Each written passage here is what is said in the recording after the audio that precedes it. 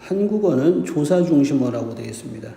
영어는 위치 중심어, 우리말은 조사 중심어인데 영어는 한마디로 말해서 순서가 정해져 있어요. 순서. 위치가 정해져 있다. 그러니까 뭐를 외워야 된다? 순서를 암기하는 것이 가장 핵심입니다. 이거를 외우지 않으면 진행이 안 돼요. 우리말하고는 달라요. 우리말은 조사 중심어죠. 예를 들어서 나는 밥을 먹는다. 순서를 바꿔봅시다. 밥을 나는 먹는다. 먹는다 나는 밥을. 우리말은요, 극단적으로 말하면 순서, 위치 같은 거는 싹 무시해도 되는 말이라고 봅니다. 그러나 여기에서 는이나 을 같은 거를 우리는 조사라고 하는데 조사 또는 토시라고 합니다. 이 말을 바꿔서 한번 해봅시다. 나를 밥이 먹는다. 나를 밥이 먹는다. 말이 안 되겠죠. 그래서 우리말은 꺾는 말이에요. 이런 걸 교차어라고 하는데 조사 중심어입니다. 영어는 순서가 정해져 있어요. 영어를 한번 해볼까요? 그는 왔다. 학교에. 그렇죠? 영어에서는 주어 동사가 붙어 다닙니다. 죽는 한이 있어도 이 순서는 웬만하면 안 바뀌어요. 거의 다 순서가 정해져 있어요. 그러니까 한마디로 영어는 순서대로 암기를 하고 그대로 단어를 배치합니다. 자리를 깔아주면 거기다 단어를 던지는 식이에요. 그러면 여기서 보듯이 해석을 할 때는 반드시 조사를 붙여 해석하라고 하는 이유가 뭐냐? 순서가 되어 정해져 있는 말인데 우리말로 할 때는 그는 또는 그가 이런 말이 붙어야 되고 뭐 하다, 이다 이런 말이 붙어야지 처리가 되죠. 그래서 우리말로 처리하기 위해서 조사를 붙여줘야 됩니다. 해석을 할 때. 안 그러면 진행 자체가 안 됩니다. 그래서 문장 성분은 주어, 동사, 목적어, 보어 네 덩어리가 있습니다. 주어, 동사, 목적어, 보어 네 덩어리로 되어 있어요. 자, 잠시 후에 문장 성분에 대해서 얘기할 때 그때 자세하게 하겠습니다. 일단은 해석을 할 땐 이 네 덩어리로 합니다. 액세서리 역할을 하는 것은 수식어라고 되어 있습니다. 자, 문장 성분이라고 이렇게 나와 있죠? 주어, 동사, 목적어, 보어, 수식어가 되어 있습니다. 이거는 해석을 할 때 사용하는 거예요. 우리말에 조사를 붙여서 가장 핵심입니다. 자, 그 다음 영어를 해석할 때는 뭐로 한다? 문장 성분으로 하는 거다. 주어, 동사, 목적어, 보어 이 네 축으로 하는 겁니다. 거기에 해당 안 되는 속된 말로 떨거지들이 수식어예요. 그리고 해석을 할 때 불분명합니다. 그래서 그 단어끼리 관계를 따져볼 때는 팔품사를 떠올려야 돼요. 그러면 결론은 무엇입니까? 영어는 해석을 할 때 문장 성분인데 단어 간에 따질 때는 팔품사를 왔다 갔다 하면서 따져봐야 돼요. 문장 성분만 알거나 팔품사만 어중간하게 알았다? 영어는 그날로 무너집니다. 절대 되지 않아요. 또 하나 얘기를 하는 거는 영어를 급격하게 망가져서 망하는 방법을 알려줄게요. 급격하게 망하는 거. 왜 이런 방법을 알려줄까요? 반대라면 살아난다는 얘기죠.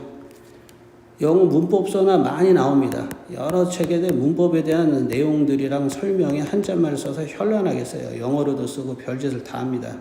거기 있는 내용을 보면서 특수용법이니 뭐니 팔품사 범위 바깥으로 뻗어나가면요. 내가 분명히 장담하는데 1년에서 1년 반 안에 영어 망합니다. 더 이상 안 늘어요. 할수록 더 헷갈립니다.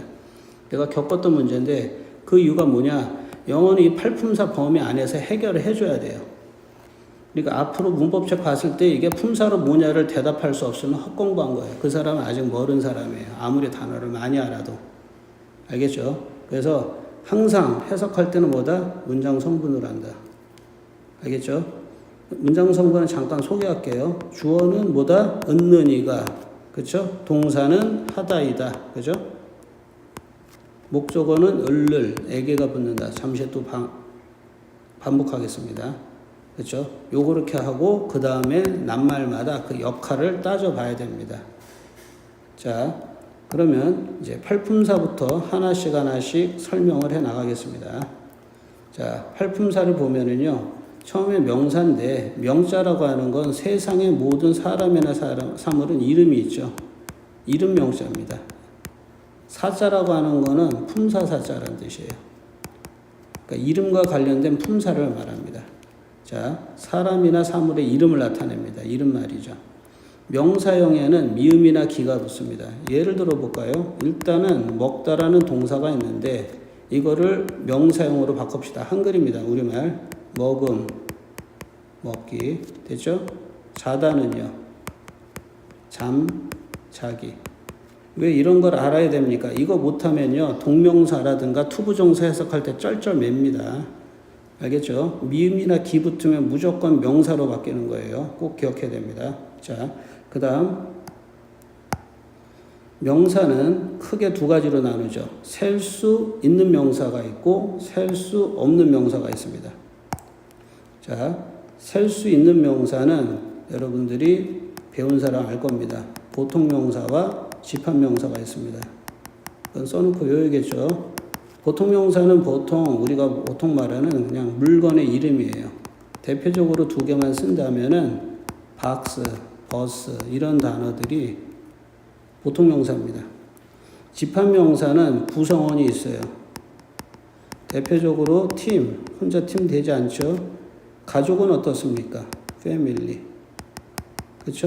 이런 단어들은 집합 명사라고 합니다. 개념만 잡아줍시다.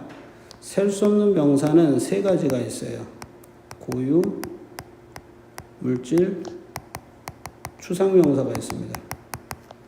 외울 때는 이렇게 합시다. 고물상입니다. 고물상. 셀 수 없는 명사는 어디 보내라? 고물상에 보내라.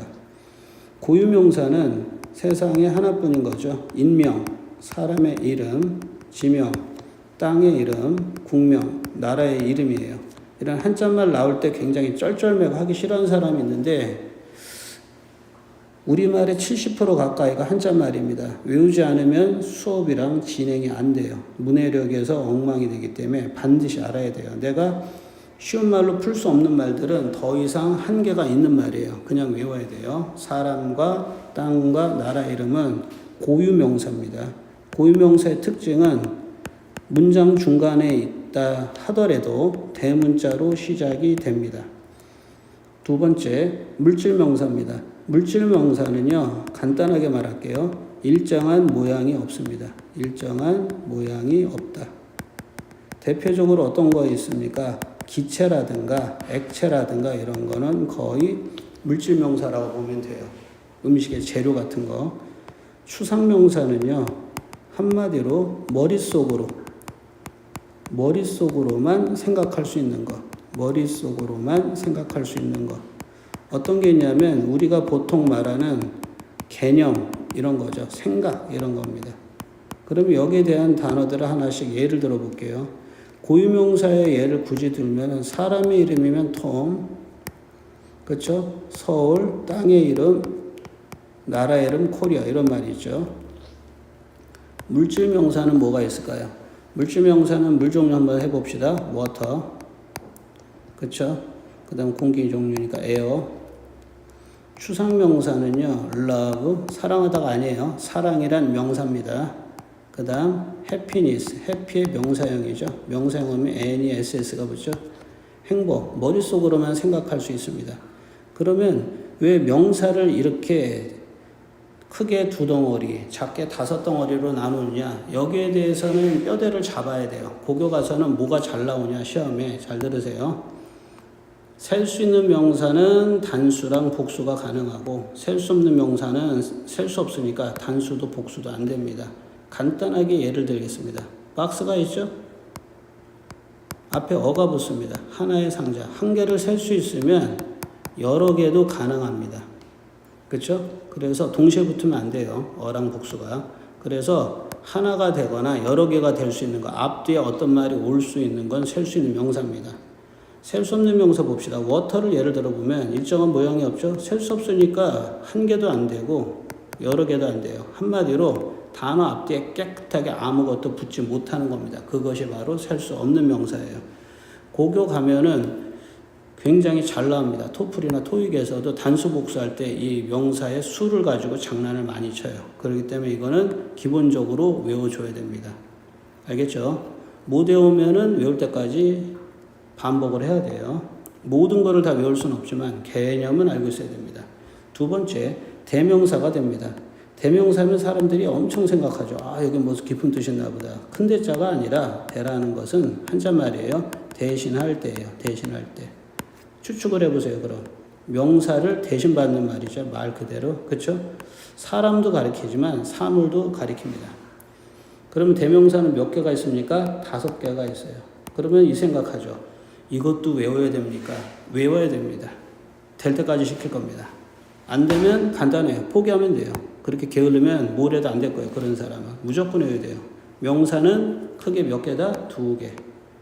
세부적으로 5개. 대명사는 몇 개다? 5개가 있다. 그럼 모든 문법이 이렇게 갑니까? 그 정도는 아니에요. 처음 부분만 지저분하게 많아요. 이렇게. 인칭 대명사. 사람인 가리킬 칭. 사람을 가리키죠. 여러분이 대표적이 아는 단어 요 3개만 쓸게요. 시작. I, my, me. 그쵸? 나는, 나의, 나를. I를 주격, my를 소유격, me를 목적격인데 그럼 어려운 말 쓰지 맙시다. I는 주어로 쓰이고요. me는 나에게, 나를 목적어로 쓰입니다. 얘는요, 일종의 뭐로 쓰여요? 형용사로 쓰이는 거예요. 한번 봅시다. 나의 눈 하면 어떻게 돼요? my eye죠. 나의 눈가라면 안 되겠죠. 나의 눈. 그죠? 곧말 써야죠. 자, 소유격인데요. 어려운 말 쓰지 맙시다. 어려운 말 쓴다고 영어 실력 느는 거 아니에요. 뭐뭐이라고 해석되는 건 형용사예요. 의자 들어가는 건. 명사 꾸밉니다. 알겠죠? 일종의 형용사입니다. 그 다음 여기서 발생이 된 게 여러분이 소유 대명사라고 들었습니다. 소유 대명사는 뭐가 붙어요? S가 붙을 때 많죠. mine도 있고요. 유어주 2개만 쓸게요. 그렇죠? 누구누구의 것. mine은 나의 것. 유어주는 너의 것. 자, 세 번째. 여기서 파생된 거는 셀프가 붙는 말입니다. 일명 제기 대명사예요. 제기 대명사. 자, 방송 다시 해주세요. 뭐죠? 재방송.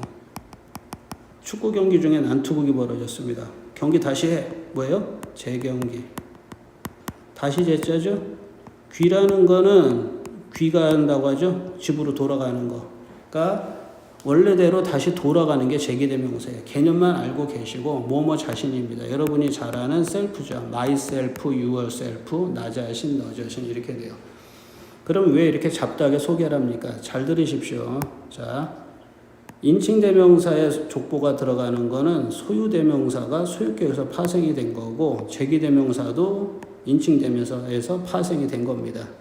소유대명사 문법이 따로 있고 제기대명사가 무슨 깊은 뜻이냐 문법을 깊게 따로 나가면 그냥 망하는 거예요. 인칭대명사 안에 들어간다는 걸 반드시 기억해야 돼요.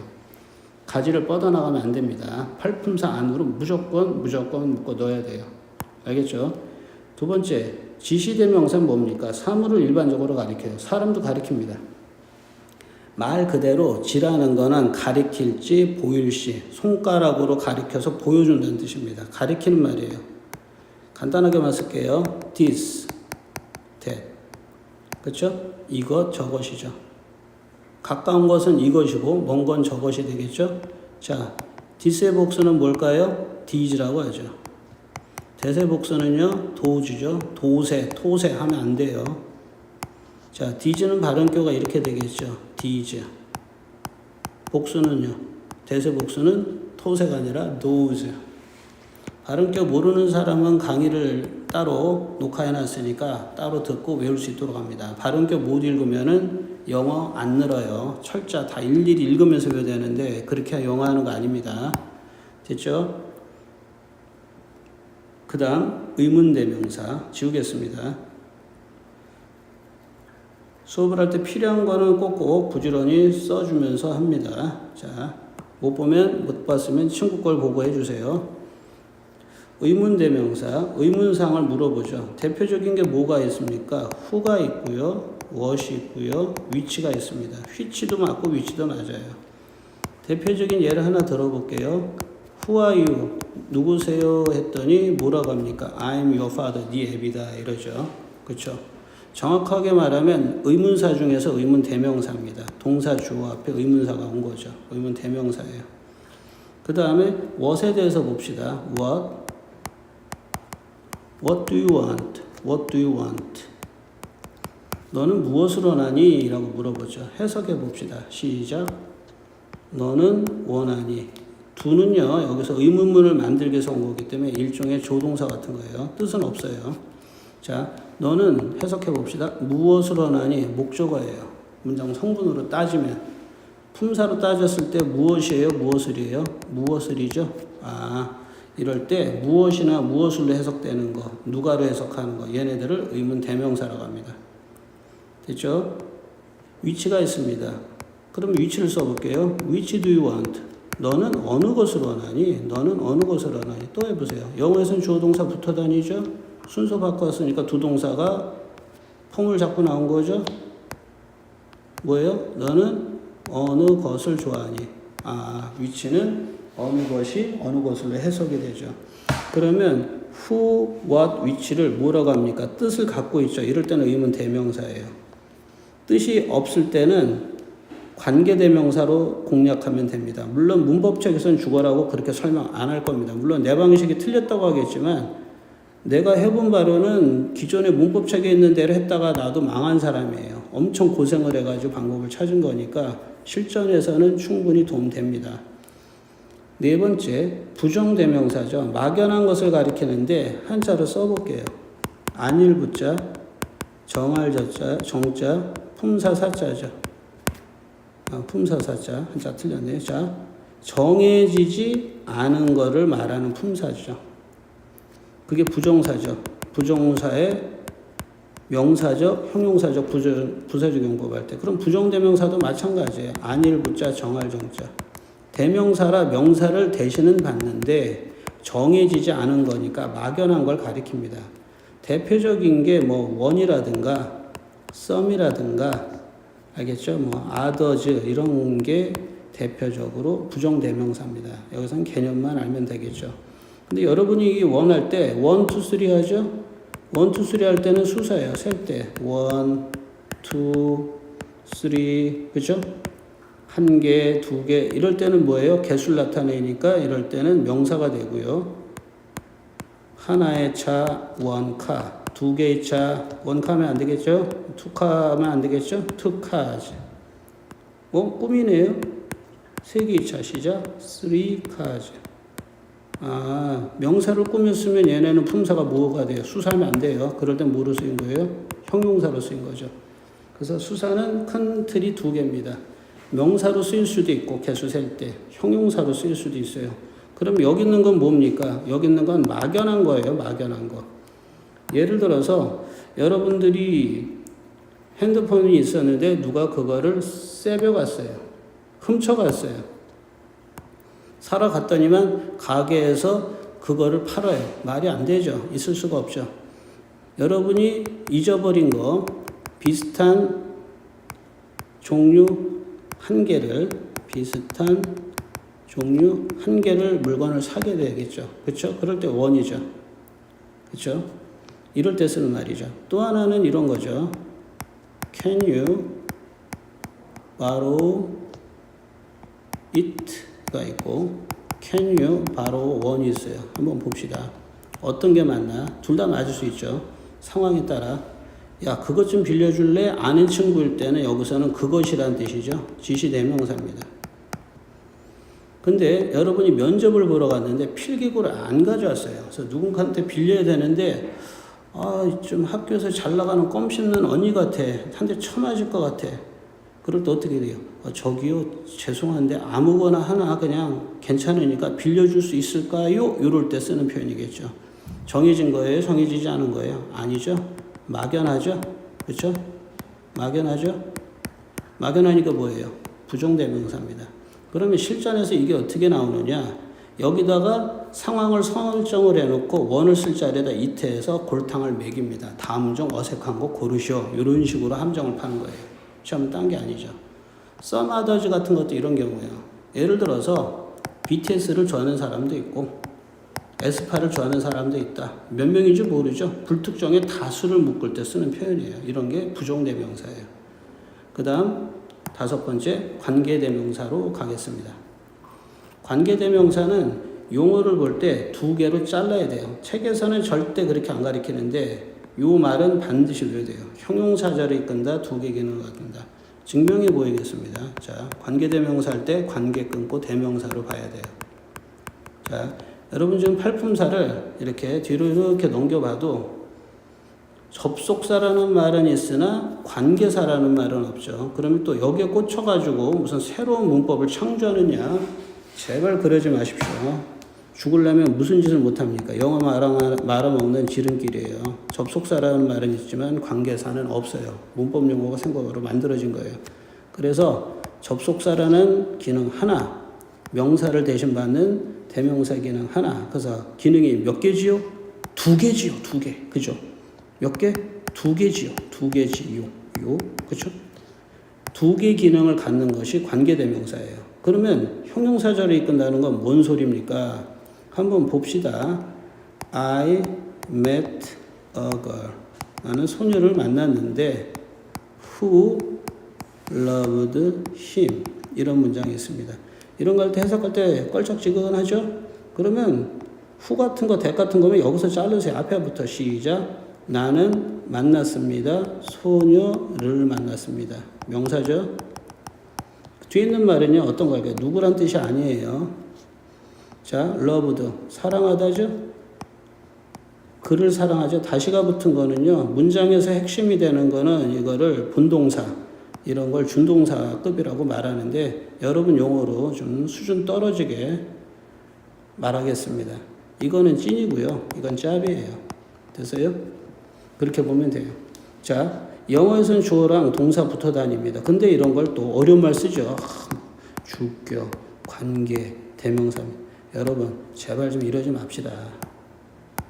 망하려면 뭔 짓을 못해요. 이렇게 하지 마시고 영어에서는 주어 동사 붙어 다니니까 4글자 뭐라고요? 주어 자리라고 보면 돼요. 아, 여기 주어 자리군요.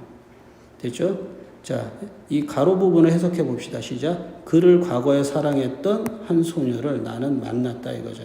됐죠? 명사를 수식하면 얘가 뭐가 됩니까? 팔품사 중에서 이 다음에 형용사 있죠? 여기 어디 갔어요? 여기 있어요. 명사를 수식하거나 보호로 쓰인다. 뭡니까? 명사를 수식하니까 형용사. 낱말이 3개가 왔네요. 오케이. 낱말이 3개가 왔어요. 살짝 컨닝. 자, 2개 이상이 낱말이어서 뭐뭐는 뭐뭐하다. 뭐뭐는 뭐뭐하다. 주어 동사 관계가 안 되는 말을 부라고 하고요. 2개 이상이 낱말이어서 주어 동사 관계 뭐뭐는 뭐뭐하다가 다 있는 걸 절이라고 합니다. 구는 3개가 있어요.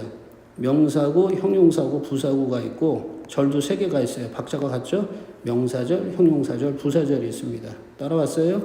그럼 봅시다. 그럼 주어 동사가 되죠? 그쵸? 그러니까 뭐가 돼요? 절이죠. 명사 꾸몄으니까 형용사절이죠. 관계대명사는 형용사절을 이끈 겁니다.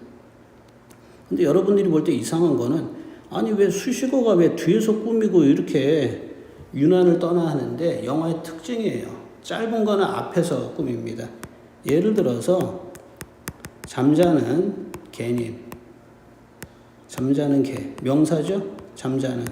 형용사는 이렇게 짧은 앞에서 끊고요. 길면 이렇게 뒤에서 꾸며줍니다. 2번째. 자, 주어 동사가 됐죠? 절이죠? 맞죠? 하나, 둘, 셋, 넷. 하나, 둘, 셋. 주어 동사죠? 절이죠?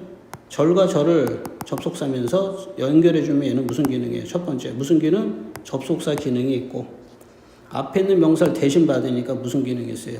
대명사 기능이 있기 때문에 관계 대명사라고 만든 겁니다. 그러면 여러분이 생각해야 돼요. 대명사가 뭡니까? 배웠잖아요. 무슨 데? 대신할 때. 명사가 앞에 있으니까 대신하는 말이 오죠. 그럼 선생님 저 자리에다가 앞에 거리 있는데 여기다가 거리란 말을 또 대입해서 해도 될까요? 되죠. x는 3하면 방정식에 x 대신 3 넣듯이 잡아 쳐놓으면 되는 거예요. 그래야 직독직해가 돼요. 나는 소녀를 만났다. 근데 그 소녀가 말이야 그를 사랑했어서 이런 식으로 받는 겁니다. 알겠죠? 그리고 후는요 하나 더 얘기합니다. 후는 일종의 깃발이라고 기억하십시오. 깃발. 뜻이 있다 없다? 뜻이 없어요. 이걸 누구로 해석하면 안 됩니다. 보통 문법 강의 책에는 어느 누구도 얘기를 안 해놨어요. 나도 그거에 대해 의심을 많이 하고 고민을 많이 했는데 학창시절 때 대학 와서 겨우 깨달았습니다. 여기다 뜻을 넣어서는 학생들이 이해할 수 없다. 대학교 말년 때 과외를 많이 했거든. 학비 때문에 내려오느라고. 그래서 근데 학생들이 이해를 못 해가지고 이 관계대명사를 갖다 이해시키죠. 연구를 좀 했습니다. 의문대명사의 후 있죠? 관계대명사의 후가 있고요. 그렇죠? 위치가 있고요. 대시 있죠? 빨리 써야겠죠? 빨리 안 쓰면 안 되겠죠? 인생이 즐거워요? 행복해요? 빨리 안 쓰죠? 후는 사람, 위치는 사물. 얘는 개나 소나 다 돼. 사람 사물. 이럴 때 여러분 또 후도 되고 대도 되고 하지 마세요. 다 되면 얘는 빼세요. 사람이면 후, 사물이면 위치 또는 휘치. 그렇죠? 그러면 앞에 오는 거를 선행사라고 합니다. 관계대명사가 이렇게 후나 위치 있지 않습니까? 그렇죠? 대시나. 그렇죠? 이럴 때 이 말 쓰지 마세요. 안 좋은 말입니다. 풀어줄게요. 뭐예요? 먼저 선자, 단일 행자예요. 품사사자. 먼저 오는 품사인데 무슨 먼저 옵니까? 다른 품사가 올 수는 있어요. 사실 예외적으로. 근데 앞에 명사라고 외워야지 형용사절을 여러분이 바로 직방으로 이해할 수 있어요. 알겠죠? 그러니까 요거는 뭐예요? 후아요. 누구세요? 네 애비다 했죠. 누가라는 뜻이 있습니다. 얘는요. 여러분 따라오세요. 뭐죠? 관광 가이드가 그 관광을 이끄는 사람들을 끌고 오는 일종의 기호라고 보시면 돼요. 뜻을 넣지 마십시오. 제발. 안 그러면 식별 못해요. 죽는 날까지. 알겠죠? 내가 볼 땐 이렇게 식별하는 게 가장 쉽습니다. 알겠죠? 자, 여기까지 됐고요. 일단은 대명사 몇 개다? 5종류다. 알겠죠? 뼈대부터 외우세요. 팔품사도 제목부터 외운 다음에 들어가는 겁니다. 항상 공부할 땐 뼈대부터 잡아야 돼요. 자, 이번에 형용사로 가겠습니다. 형용사는요, 사람이나 사물의 성질 상태죠. 성질 상태는 눈에 보이질 않아요. 그리고 꼭 외워야 될 거 이거죠. 실전에서 쓰이는 거. 명사를 수식하거나 보호로 쓰인다. 니은이나 리을로 끝납니다. 착한.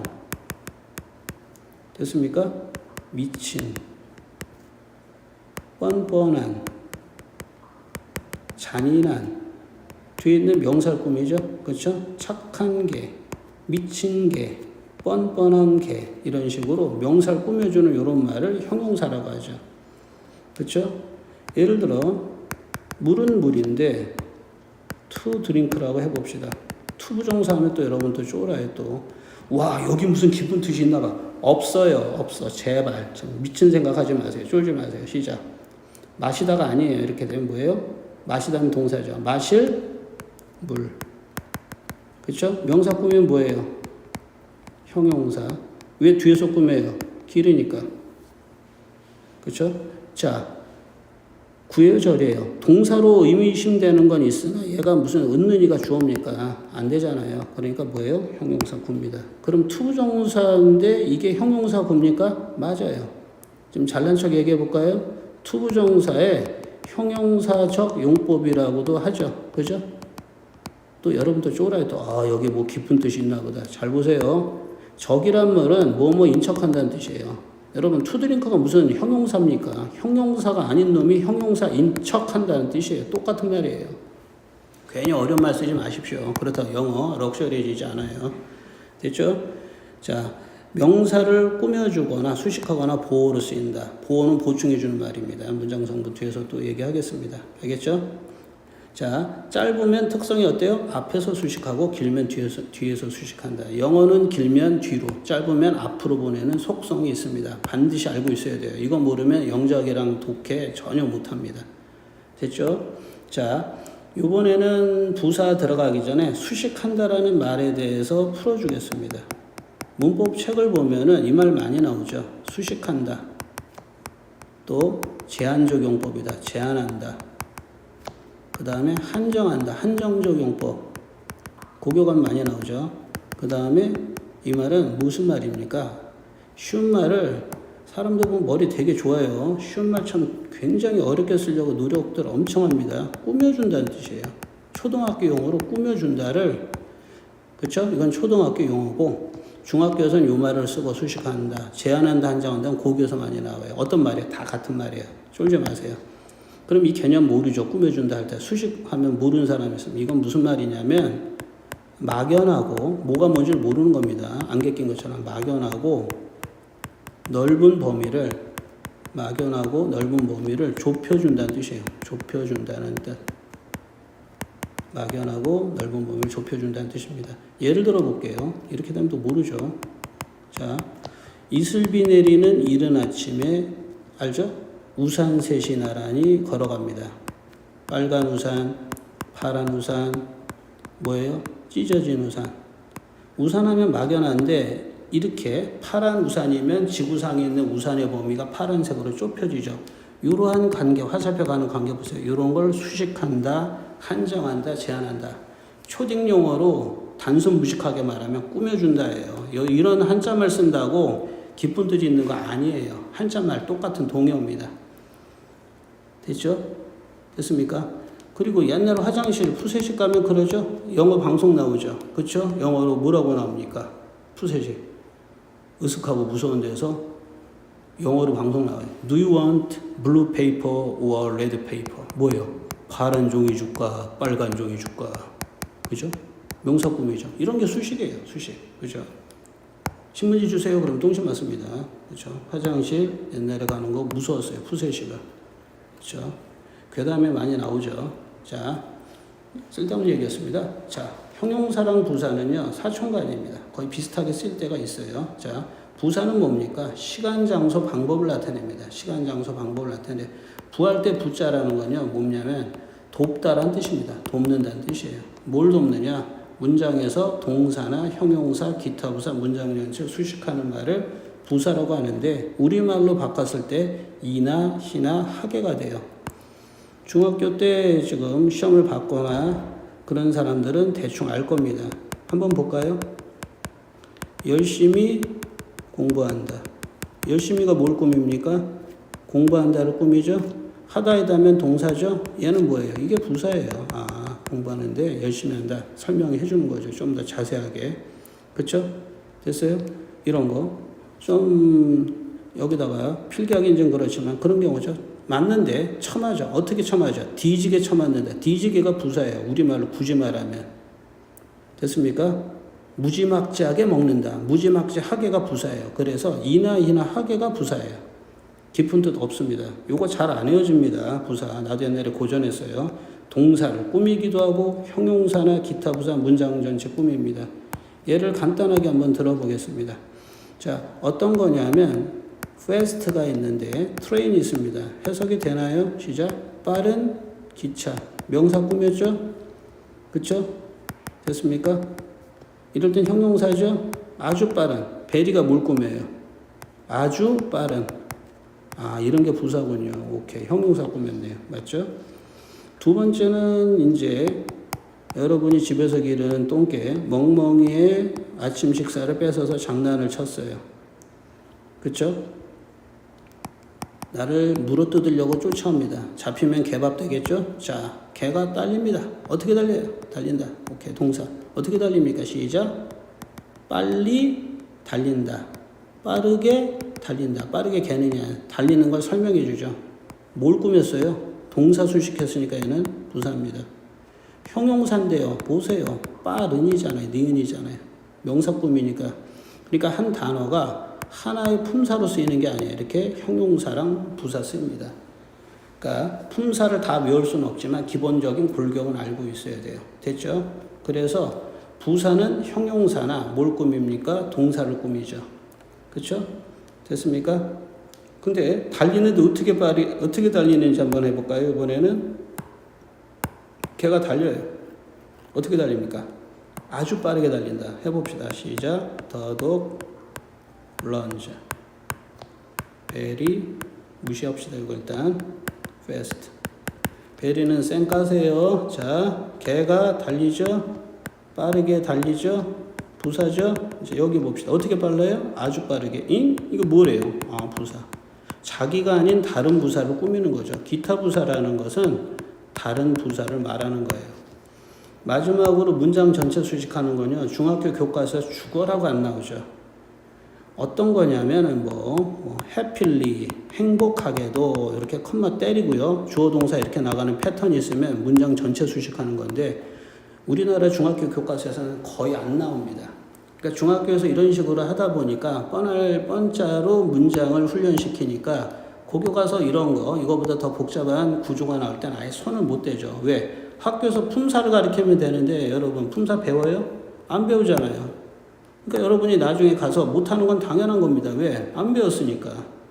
그러니까 우리나라에서 영어 교육에 많은 문제가 있어요. 내가 잘하는 영어는 아니에요. 근데 나는 못하던 사람이고 노력을 해가지고 지금 궤도까지 올라오면서 시행착오를 했기 때문에 문제점을 잘 알고 있습니다. 품사는 필사적으로 외워야 돼요. 이게 되면 여러분이 앞으로 중3 과정까지 외워야 될 문법의 절반만 외우면 게임 끝납니다. 이 개념 갖고 풀리는 문제가 여러분 생각보다 무지 많답니다.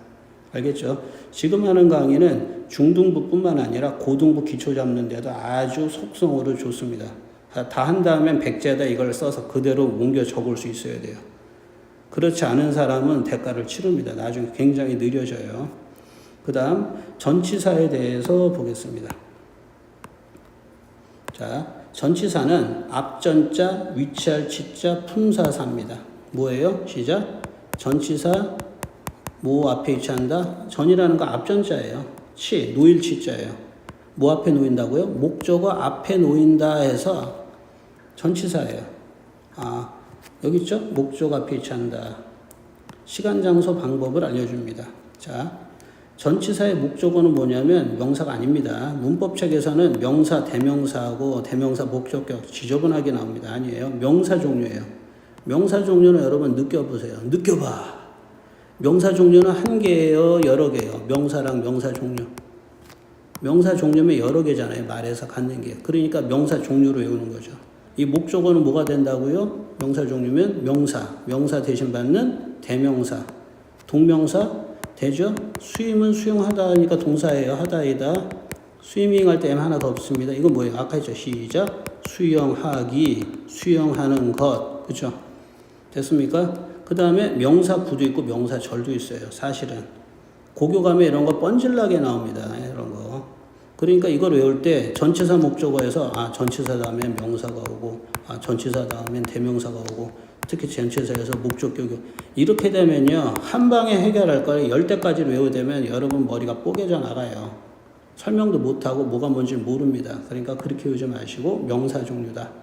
자, 전치사 목적어 봅시다. 여러분 딱 모양을 봐도 이게 명사가 이걸 주어로 우겨도 전치사가 예를 들어 애통되면 집이라고 주어로 이게 우겨도 이게 하다이다라는 동사가 되겠어요? 여러분 생각해 보세요. 안 되잖아요. 그렇죠? 그렇게 전치사가 되면 절이 될 수 있다 없다? 없습니다. 그렇죠? 그래서 뭐라고 되어 있어요? 썼죠. 무슨 것이죠? 형용사 구안이면 부사 구가 돼요. 다시 전치사가 오면 여러분이 뭘 생각해? 형용사 덩어리 아니면 부사 덩어리예요. 팔품사 범위 안으로 들어가는 겁니다. 됐죠? 자, 그리고 여러분이 시간, 장소, 방법 하면 앞에 살짝 컨닝해 보세요. 어디 나왔어요? 부사. 시간, 장소, 방법을 나타낸다? 가만히 있어봐. 그러면 투부정사는 여러분, 투부정사래네. 전치사는 어떤 느낌이 있습니까? 부사의 성격을 갖고 있다는 얘기예요. 이해됐죠? 됐습니까? 부사의 성격을 갖고 있는데 형용사로도 부사로도 쓰인다. 이렇게 생각해야 돼요. 하나 예를 들어 보겠습니다. 예를 들어 볼게요. 아까 했던 건데 He went to school. 더 school에도 상관없지만 한번 해봅시다. 시작. 그는 가죠? 어디 가요? 학교에 가느냐 아니라 학교에 간답니다. 이게 매끄럽죠. 가는 걸 좀 더 자세하게 해주죠. 이런 걸 뭐라고요? 수식한다. 잘난 척? 시작. 한정한다. 뭐라고요? 제안한다. 초딩 영어로 꾸며준다. 그죠? 가는 걸 좀 더 자세하게 해주죠. 보세요. 낱말이 몇 개입니까? 2개죠? 학교 가라고 주어라고 우겨보세요. 이게 동사예요? 이게 하다이다? 안 되잖아요. 안 되니까 구의 절이에요? 구죠. 동사를 수식했는데요. 무슨 구? 부사고. 선생님 부사 잘 안 나오는데요. 외우세요. 외우시라고. 못 외우면은 못 따라가요. 뻔한 건데 시간 걸립니다. 품사 시간 걸리는데 노력하면 단축할 수 있습니다. 또 하나 한번 내볼게요. 미안합니다. I'm sorry. sorry가 여러분 형용사예요. 형용사. 요거랑 짝이 돼서 동사로 쓰이는 거예요. 자, for being late죠. 늦어서 미안합니다 할 때 여러분이 for가 전치사라는 걸 알면 여기에 비동사가 와요, 못 와요? 못 와요. 전치사의 목적어는 명사 종류인데 어디 동사가 끼어들어요. 그러니까 멀쩡한 동사에다 ing 붙이는 겁니다. 이해됐습니까? 됐어요? 자, 전치사 목적어 피처한 품사를 하나 더 얘기해 줄게요. 자, for we가 맞아요. for our가 맞아요. for us가 맞습니까? 문법책 죽어라 풀어봐야 빨리 안 늘어요. 개념은 빨리 됩니다. 목적 앞이 취한다면서요. 그러면 뒤에는 목적 앞이면 뭐가 와야 돼요? 주격이 됩니까? 바보가 아닌 이상 알죠? 소유격? 안 되죠? 뭐예요? 목적격이죠. 다시 한 번에서 모르는 사람 of로 바꿔볼게요. of도 전치사예요. of I, of my, of me. 어느 게 맞아요? 기억이에요? 니은이에요? 디귿이에요? 정신 못 차리고 자꾸 틀리면 경찰 부릅니다. 경찰이 연행합니다. of me. 오케이? 이해됐죠? 자, 다시 한번 말합니다. 전치사가 오면 무엇이다? 형용사구나 부사구다. 절이 될 수는 없다. 됐죠? 그래서 이런 경우 하나만 더 해볼까요? 물은 물인데 in this bottle. bottle은 병입니다. 시작. 이 병에 있는 물. 이렇게 한정이 될 때는 정관사 더가 와요. 자, 이건 뭐 천천히 알아도 되고. 명사를 꾸몄죠? 딱딱 나와야죠. 아, 그럼 형용사다. 지구상에 물이 많은데 이 병에 있는 물로 범위가 좁혀졌잖아요. 그러니까 뭐다? 수식한다, 한정한다. 됐죠? 구예요, 절이에요? 낱말 3개인데 조동사 안 되잖아요. 뭐예요? 형용사고. 오, 그럼 전치사가 오면은 품사로 형용사 아니면 부사로 대응하면 됩니까? 100% 맞아요. 그렇게 접근해야 돼요. 그래야 빨리 늘어요. 그 다음 접속사로 가겠습니다. 접속사는 낱말과 낱말, 구하고 절과 절을 연결해 주는 말입니다. 자, 봅시다. 만화 영화 보면 여러분 많이 봐서 알 거예요. 톰과 제리. 아, 제리 재수없죠. 쥐새끼. 그쵸? 뭐예요? 낱말과 낱말을 연결해 줍니다. 됐습니까? 두 번째, 햄릿의 대사 알 겁니다. 햄릿이 누구예요? 그러지 마세요. 무식하면 안 됩니다. 섹스피어의 원작 햄릿이죠. 유명한 대사죠. To be or not to be, that is the question. 사느냐 죽느냐 그것이 문제로다. 자, to be 봅시다. 낱말이 2개인데 주어 동사가 되겠어요? 안 되겠어요? 동사는 있는데 얘가 주어일 리가 없잖아요. 뭐예요? 구. 얘도 뭐예요? 동사인데 주어는 없잖아요. 뭐? 구. 아, 구하고를 연결했구나. 그러면 얘의 정체는 뭐예요? 접속사. 얘도 접속사. 아, 접속사는 낱말과 낱말, 구와 구를 연결해 주는군요. not to be 할 때 not에 대해서 약간 알려줄게요. not은 품사가 부사예요. 그래서 동사를 꾸며줍니다. 하나 해볼까요? 자, 마시는 거 to drink, 안 마시는 거 not to drink. 왜 꾸밉니까? 얘는요 일종의 준동사예요. 준동사. 뒤에서 배웁니다. 동사에 준해서 쓰여요. 그렇기 때문에 부사가 앞에서 오는 거예요. 자, 그 다음에 절과 절 연결하는 건 많이 했죠? 예를 들어서 뭐 이거죠. 뭐 I loved her because 이렇게 하면 안 되겠죠. 여자들의 아름다움이 전체 절대적인 기준은 아니죠. 그렇죠? 외모는 나이 들면 취해질 수 있어요. 그렇죠? 남자들이 너무 여자 외모만 따지면 좀 저질이죠. 일단은 써볼게요. She's pretty. 자, 나는 그녀를 사랑한다. 왜? 그녀가 이쁘니까. 오, 그렇죠? 자, 이렇게 절과 절을 연결해 주죠. 이걸 뭐라고 합니까? 접속사라고 하죠. 자, 접속사는 크게 2그룹이에요. 등위 접속사와 종속 접속사인데 등 위라는 말을 풀어볼게요. 등 위. 등은 같다라는 뜻입니다. 위라는 건 위치가 같다. 즉 높이가 같다. 예를 들어서 저울에다가 A랑 B를 놨을 때 같은 말의 무게가 온다는 뜻입니다. 그쵸? 등위 접속사는 5개예요. and, but, of, so인데 얘네들 말 앞뒤로 지금 말한 그룹을 B급으로 칠게요. 이렇게 올 때 앞에는 뭐라고 합니까? 같은 무게를 갖는다. 대등절입니다. 명사절이라고 하지 않아요. 특히 and both of us에서 두 개는 따로 외웁시다. comma for 이건 써주세요. 제발 안 쓰면 경찰 부를 거예요. 자, comma for, comma so는요. 문장 앞에 쓰인다 안 쓰인다? 안 쓰입니다. 문장에 for로 시작하거나 so도 있잖아요. 그때는 등위 접속사가 아니에요. 알겠습니까? 전치사거나 부사거나 다른 품사로 오는 겁니다. 그건 나중에 진행하면서 알려줄게요. 됐죠? 됐습니까? 자, 그러면 종속 접속사는 종속조로 이끈다 하는데 몇 개입니까? 더럽게 많아요. 한 20개 넘나? 그럴 거예요. 많아요. 세다가 짜증나서 말았는데 몰라도 상관없습니다. 다 외울 필요가 없어요.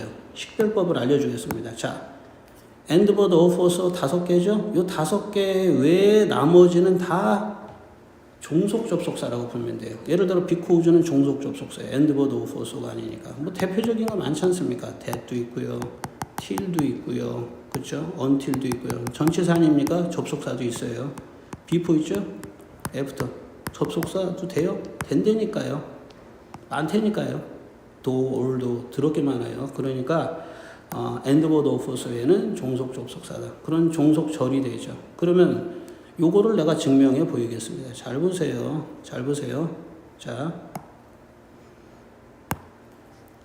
I love 요것만 해석해 봅시다. 나는 그녀를 사랑한다. 문장으로 성립이 돼요. 얘만 갖고 의미 전달이 돼. 이런 걸 주절이라고 합니다.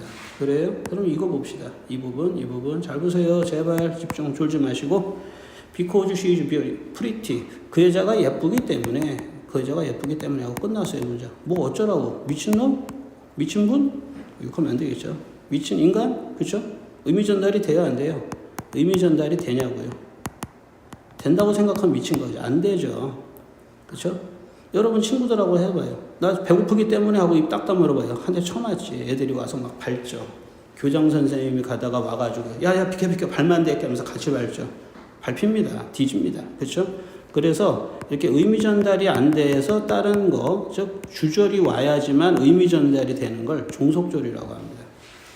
종속절은 다음에 강의에서 또 될 때 얘기할 거예요. 종속절은 3개가 있어요. 명사절, 형용사절, 부사절인데 얘는 무슨 절입니까? 부사절이에요. 알겠습니까? 명사절 이끄는 접속사는 3개예요. that, if, whether 3개밖에 없어요. 형용사절은요. 관계대명사, 관계부사가 이끕니다. 거기 안 들어가면 다 부사절이니까요. 종속 접속사 중에 뭐예요? 부사절. 뭐뭐 때문에니까 뭐예요? 지금 잘난 척 어려운 말 쓸게요. 이유의 부사절, 원인의 부사절 이렇게 되는 겁니다. 보통 책에서도 이게 절이라는 거는 간혹 얘기하는데 왜 그게 그렇게 되는지는 거의 얘기를 안 하고 있어요. 놀랍습니다. 그렇죠? 그렇게 똑똑하고 잘난 사람들이 왜 그런 거를 책으로 안 낼까요? 이런 건 공교육에서 해야 된다고 봐요, 사실은. 그 다음, 마지막입니다. 감탄사. 왜 마지막에 했을까요? 이제 팔품사 직영과 끝났다. 맨 마지막에 매치했어요. 감정을 나타내죠. 오, 와우 같은 거. 문장 안에서 독립적으로 쓰는데 보통 이렇게 써요. 뭐 이런 식으로. 문장 앞에 이렇게 딱 옵니다. 이런 식으로 와요. 그래서 이거는 문장에서 자주 안 보인다. 크게 영향을 안 준다. 알겠죠? 감탄사는 여러분들 뭐 많이 했죠. 일본에서 애니라든가 걔네들 그 프로 보면 많이 나오잖아요. 예능 프로 보면은 이러잖아요. 우리는 그렇죠. 와 그런데 혼또 데스까 뭐 이러잖아요. 그렇죠. 얘네는 와우, 얼레스, 후레이 이런 게 감탄사입니다. 자 이렇게 해서 팔품사 쪽은 다 끝났습니다. 이제 구하절 했죠. 명사절, 형용사절, 부사절, 명사고, 형용사고, 부사고 반드시 이거는 외워주셔야 합니다. 알겠죠? 계속 나와요. 구하고 절을 모르면 고교생이 아니에요. 하나만 해볼게요. 여기 잡다하게 많은데 딱 하나만 해볼게요. 자, 나는 모르겠습니다. 시작. I don't know. 조동사. 그렇죠? 맞죠? not이어서 모른다가 돼요. do는 뜻이 없어요. 조동사처럼 온 겁니다. 자, what to do. 시작. 무엇을 해야 할지를 모르겠습니다. 가면서 봐. 무엇을 해야 할지를. 그럼 목적어네. 얼른. 낱말이 3개죠? 하다인데 무엇을 해야 할지를죠. 써볼게요. 무엇을 해야 할지를 모르겠다. 을을이 들어가잖아요. 목적어. 그럼 팔품사 중에 명사만이 주어나 목적어가 돼요. 명사입니다. 낱말이 세 개인데 무엇을 할지르지 무엇이 하는 건 아니죠. 주어가 안 되잖아요. 이 안에서. 그러니까 뭐예요? 이거는 부죠. 명사구군요. 오케이? 절로 바꿔보겠습니다. 정말 잘 보세요. 무엇을 그대로 왔죠? 동사죠? 투두는 찐이에요? 짭이에요? 짭이에요. 준동사예요. 투를 빼고 와야 됩니다. 해석해보세요. 무엇을 해야 한다라는 뜻이 있어요. 그렇죠? 무엇을 해야 한다. 자, 잘 보세요. 준동사도 동사입니다. 영어에서는 주어 동사 붙어 다니니까 이 자리에는 주어가 와야 되는 자리예요. 없다고요? 같으니까 생략한 겁니다. 이렇게 역추적해서 잡는 거예요. 내가 무엇을 해야 될지 내가 모른다죠. 그러면 I가 나옵니다. 됐죠? 동사죠? 동사인데 요걸 봅시다, 여러분. 투부정사 할 때 투 다음에는 동사 원형이 와요. 배웠습니다. 투는 뭡니까? 책에서 물론 그렇게 안 가르치는데 나는 예전에 원서 보고 요 감각을 배웠습니다. 근데 생각한 건 아니에요. 그 활용용어법이라고 외국인이 하는 그 배모아가 쓴 책이 있어요. 지금 절판됐는데 거기서 나는 그 개념을 이해했습니다. 잘 보세요. 동사원형을 끌고 오는 요거는요. 일종의 조동사예요. 조동사라고 아니고 조동사 감각으로 보면 돼요. 왜? 여러분이 하는 건 조동사 다음에 동사원형이 오죠. 역추적해보세요. 하는 게 아니라 해야 할지르죠. 그러면 요게 내려왔을 때 뭐로 와야 돼요? 해야 한다니까 should가 오겠죠. 그쵸? 하나의 동사 덩어리죠. what I should do. 구예요? 절이에요? 절이죠. 나는 모른다. 내가 무엇을 해야 할지를 목적어. 목적어는 팔품사 중에 명사. 낱말을 세봐요. 4개죠? 주어 동사 되니까 명사죠. 여기까지 알아야 됩니까? 고교 가면은요, 여러분, 문장 전환 시험 은근히 나옵니다. 학교 시험에 쓰레기 수준 아니면 레벨 있는 학교들은 문장 전환 은근히 많이 내요. 그리고 서술형 영작 때문에 문장 구조 모르면요, 아예 손 못 댑니다. 지금 중학교 시험 기준으로 자만하지 마세요. 크게 착각하는 겁니다. 알겠죠? 구하고 절 전환하는 건 나랑 수업하면 지겹도록 할 거예요. 될 때까지 시킬 겁니다. 대충 넘어갈 생각하지 마시고. 그 다음 문장 성분 봅시다. 자, 이제 거의 끝났어요. 문장을 이끌어가면서 동작의 주인이 되죠. 집의 주인이 있듯이 문장의 주인이 주어예요. 우리말을 할 때 은는이가 독해서를 반드시 붙입니다. 아니 이걸 왜 붙여요? 귀찮아 죽겠는데. 그렇죠? 우리말은 조사 중심어죠. 영어는요. 순서가 정해져 있죠. 그렇죠? 이런 식으로. 그런데 이게 우리말로 어떻게 전달이 됩니까? 조사가 없는데. 조사를 붙여봐야지 알지. 그래서 조사를 붙이라고 하는 거예요. 이거 영어 못하는 사람들 조사 죽어라고 안 붙입니다. 조사 붙이면 영어가 확 달라져요. 알겠죠? 그때 필요한 게 문장 성분이에요. 그러니까 여러분이 공부할 때 보통 필요한 건 뭐다? 해석할 때 문장 성분에서 조사 붙이는 훈련부터 해야 돼요. 뭐부터 찾아라? 동사부터 찾으면 앞에 있는 게 주어입니다. 거의 90%가 그래요. 됐습니까? 선생님 순서 바꾼 것 같은데요. 그때도 붙어 다니잖아요. 의문문. 오케이? 선생님 주어 동사가 왔는데 사이에 이상한 거 꼽사리 꼈어요. 이건 뭐예요? 부사라고요. 동사를 꾸미니까. 그래야 문장이 빨리빨리 보이죠. 수식어를. 그죠? 자, 주어는 명사 종류가 다 가능하다. 복수해 봅시다. 명사 종류 시작. 명사. 명사를 대신 받으니까 대신할 때 대명사. 동사 ing 붙으니까 동명사. what to도처럼 뭐예요? 명사구. what I should do처럼 뭐? 명사절. 다 되는 겁니다. 주어는 명사 종류만 돼요. 형용사나 부사는 안 됩니다. 착각하면 절대 안 돼요. 다시 팔품사의 명사만 뭐가 된다? 명사 종류만이 문장에서 주어가 된다. 두 번째입니다. 동사. 서술어라는 것은요. 문장을 풀어준다는 얘기입니다. 문장을 풀어주는 거죠. 주어의 행동을 풀어서 한마디로 설명해준다. 뭐 이런 느낌으로 보면 돼요. 그러니까 서술어는 순 우리말의 개념이죠. 똑같은 말이에요. 주어의 동작이나 상태를 나타내서 하다, 이다로 끝나는 건 무조건 무엇이다? 동사입니다. 팔품사의 동사가 같습니다. 알겠죠? 자, 그 다음에 목적어로 가겠습니다. 동사의 대상이 되는 말이죠. 을을이나 에게가 붙는 말입니다. 알겠죠? 똑같이 명사 종류가 돼요. 예를 들어서 He ate bread. 해석해 봅시다. 시작. 그는 먹었습니다. 빵, 을이죠. 그렇죠? 됐어요? He gave the book to me. 시작. 그는 줬죠? 책을 줬어요. 누구에게 줬어요? 나에게 줬다. 아, 동사 꾸미니까 뭐예요? 부사 구. 그죠? 자, 그래서 책을 줬자, 요거는 목적어죠. 이런 게 목적어입니다. 됐습니까? 또 영어 보면은 영화에 나오죠. 주인공한테 대답 안 하고 배신 때리면 답답해서 막 짜증내면서 하죠. Answer me, answer me 그러죠. 대답해. 누구에게? 나를이에요? 나에게 대답해. 가만히 있어봐. 주어가 없죠? 주어는 어디 와요? 붙어 다닌다며. 아, 앞에 오는 거군요. 주어 유가 생략됐군요. 명령문. 나에게 대답해. 이렇게 되겠죠. 에게도 목적어예요. 됐습니까? 보어죠. 보어는 보충해주는 말입니다. 예를 들어서 I am tall. 키가 큽니다. 3m예요. 진격의 거의. 봤습니까? 그렇죠. 강추합니다. 볼만합니다. 그렇죠. 애인이 좋아합니까? 좋아합니다. 그렇죠. 애인이도 보고 공부도 열심히 하면 되죠. 나는 어떤 상태에 있어요? 키가 큰 상태에 있죠? 그럼 여러분 이게 없다고 생각해 보세요. 나는 있다. 나는 존재한다. 틀린 말은 아닌데 이 말이 와야지만이 의미를 갖게 되죠. 그렇죠? 이렇게 보충해 준다고 그래서 뭐라고 해요? 보어고 C를 쓴 거는 컴플리먼트 때문에 그래요. 컴플리먼트라는 단어 몰라도 상관없는데 보어입니다. 됐죠? 그리고 참 형용사 파트에서 내가 잠깐 까먹었네요. 자, 나는 크다, I tall 안 합니다. 우리말은 형용사를 동사처럼 쓰는데 영어에서는 굳이 얘를 동사처럼 쓰고 싶으면 비동사를 쓴 다음에 형용사가 돼요. 톨만 쓰면 키가 큰이라는 형용사고 비동사 톨이면 크다라는 동사처럼 바뀝니다. 이것도 꼭 기억해 주기 바랍니다. 자, 보어는요. 보어 자리에 말이 오지 않으면 해석이 안 될 때 무슨 말이에요?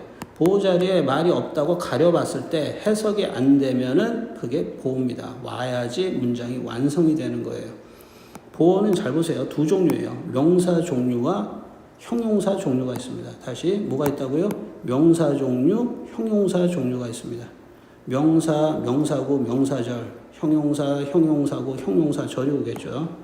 따라왔어요?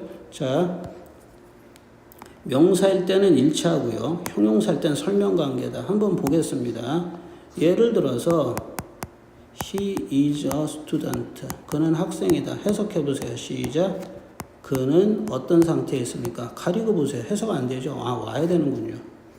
해석할 때 을를 붙여서 해석이 되면 목적어고 아니면은 그때는 생략했을 때 해석이 안 되면 그건 보어입니다. 명사죠? 자, 이 형식 패턴입니다. 주어동사법. 하는 공략법은 A는 B이다를 외우면 돼요. A는 B이다 패턴. 수학으로 써볼게요. A와 B는 같다. 자, 주어가 명사죠? 같은 관계입니다. 같은 명사예요. 보어는 이런 특성이 있고요. 두 번째입니다. He is handsome. handsome. 아이돌처럼 잘생긴 친구들 있죠. 부럽습니다. 그죠? 그런 친구들. 키 크고, 그죠? 키도 쭉쭉 뻗고요. 실력도 빵빵하고요. 자, 농담이에요. 자, 그는 키가 크다죠? 잘생겼다죠? 잘생겼다? 비동사랑 해서 잘생겼다가 되죠. 원래는 잘생긴이라는 형용사죠. 한번 볼게요. 그라는 인간하고, 그쵸? 잘생긴이라는 성질하고 생명체랑 의식을 갖고 있는 생명체랑 잘생긴이라는 성질이랑 같겠습니까? 여러분 논리적으로 생각해 보세요. 바보가 아닌 이상 금방 알죠? 아니죠? 이렇게 주어는 명사가 되는데 보어는 명사일 때는 일치관계고 형용사일 때는 무슨 관계다? 설명관계입니다. 이게 이형식하고 오형식에서 쓰이고 문장이 복잡할 때 위력을 발휘합니다. 알겠죠? 보어는 깨우치는데 시간이 좀 걸릴 수 있습니다. 자, 마지막으로 이제 수식어입니다. 수식어. 수식어는 뭐라고 하세요? 꾸며주는 말이라고 그랬죠? 다른 문장 성분을 꾸며주는 역할을 하죠. 범위를 좁혀줍니다. 형용사 종류, 부사 종류.